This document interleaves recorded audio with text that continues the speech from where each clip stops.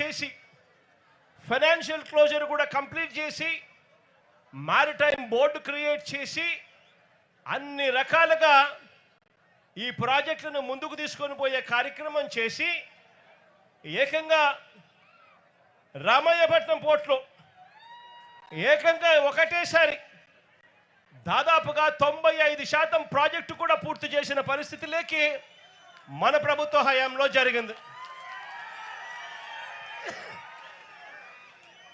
శ్రీకాకుళంలోని మూలపేట పోర్టులో ఈ కీలకమైన భూసేకరణలు, అన్ని రకాల అనుమతులు, ఫైనాన్షియల్ టైఅప్లు ఇవన్నీ కూడా పూర్తి చేసుకొని ప్రాజెక్టు కూడా దాదాపుగా 35% పనులు కూడా వేగంగా పరిగెత్తించగలిగినాం. అప్పటికే పనులు స్టార్ట్ అయిపోయాయి, బ్యాంకుల్లో డబ్బులున్నాయి. ఇక వాళ్ళు పనులు చేసుకుంటా పోతా ఉంటే చాలు ప్రాజెక్టుకి ఎటువంటి అభ్యంతరాలు అవాంతరాలు లేకుండా ప్రాజెక్టు పూర్తవుతుంది. ఆ స్టేజ్లోకి తీసుకొచ్చాం.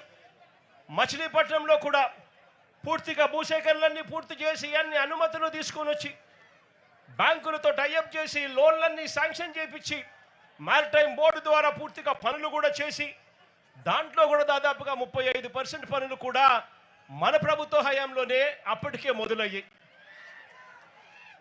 కాకినాడ వద్ద ఇంకొక ప్రైవేట్ పోర్టు కూడా వేగంగా పనులు చేయడం కూడా మొదలెట్టింది. నేను అడుగుతా ఉన్నాను, ఆ 4 పోర్ట్లకు సంబంధించి సరే ప్రైవేట్ పోర్ట్ పక్కన పెడితే ఆ మిగిలిన 3 పోర్ట్లు గవర్నమెంట్ రంగంలో ఉన్న 3 పోర్ట్లు ఇప్పటికే 2 సంవత్సరాలు అయిపోతా ఉంది. ఎందుకు ఆ ప్రాజెక్టులలో పనులు జరగడం లేదు అని చెప్పి చంద్రబాబు నాయుడు గారిని గట్టిగా నిలదీస్తూ అడుగుతా ఉన్నాను.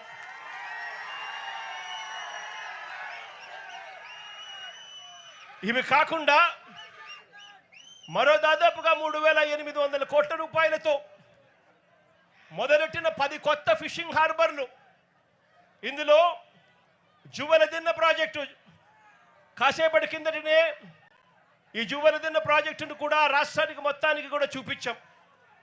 ఈ ప్రాజెక్టు వైఎస్ఆర్సీపీ ప్రభుత్వ హయాంలోనే దాదాపుగా 300 కోట్ల రూపాయలతో పూర్తిగా ఖర్చు చేసి మార్చి 12వ తారీఖున ఈ ప్రాజెక్టును వర్చువల్గా కూడా ఇనాగరేట్ చేసే కార్యక్రమం కూడా జరిగింది.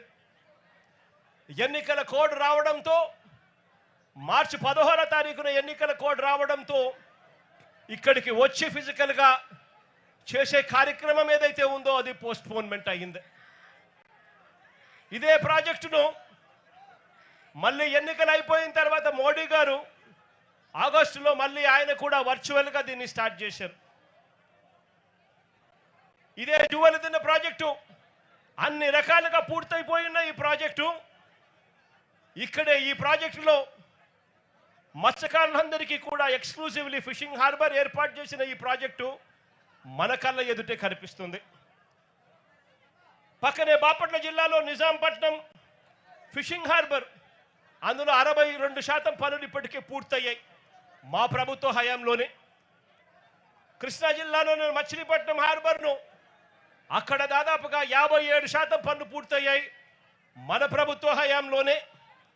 కాకినాడ జిల్లా ఉప్పాడలో మరో ఫిషింగ్ హార్బరు మన ప్రభుత్వ హయాంలోనే 56% పనులు పూర్తయ్యాయి. ఈ 4 ఫిషింగ్ హార్బర్లు యుద్ధ ప్రాతిపదికన అడుగులు వేగంగా ముందుకు పడతా ఉన్న పరిస్థితులు. మరోవైపున ఫేజ్ 2 కింద, రెండో ఫేజ్ కింద శ్రీకాకుళం జిల్లాలో బుడగట్లపాలెం, మంచినీళ్ళపేట ఈ 2 ఫిషింగ్ పోర్ట్లను శ్రీకారం చుట్టాము. అనకాపల్లి జిల్లాలో పూడిమడక కూడా శ్రీకారం చుట్టాము. పశ్చిమ గోదావరి జిల్లాలో బయ్యపు తిప్ప దగ్గర మరో ఫిషింగ్ హార్బర్కు శ్రీకారం చుట్టాము. బాపట్ల జిల్లాలో వాడరేవుకు మరో ఫిషింగ్ హార్బర్కు శ్రీకారం చుట్టాము. ప్రకాశం జిల్లాలో కొత్తపట్నంలో మరో ఫిషింగ్ హార్బర్కు కూడా శ్రీకారం చుట్టాం. ఇవి ఫేజ్ 2 కింద ఈ ప్రాజెక్టులన్నీ కూడా ఫిషింగ్ హార్బర్లన్నీ కూడా తయారయ్యేందుకు రంగం సిద్ధం చేశాం. ఇవి కాకుండా దాదాపుగా 150 కోట్ల రూపాయలతో ఫిష్ ల్యాండింగ్ సెంటర్లు విశాఖపట్నం జిల్లాలో భీమిలీలోను, విజయనగరం జిల్లాలో చింతపల్లిలోను, అనకాపల్లి జిల్లాలో రామయ్యపేటలోను, రాజులపేటలోను, దొండవాకలోను, తిరుపతి జిల్లాలో రాయదరువులోను, కాకినాడ జిల్లాలో ఉప్పల్లంకలోను ఈ ఫిష్ ల్యాండింగ్ సెంటర్లన్నీ కూడా చర్యలు తీసుకున్నాం.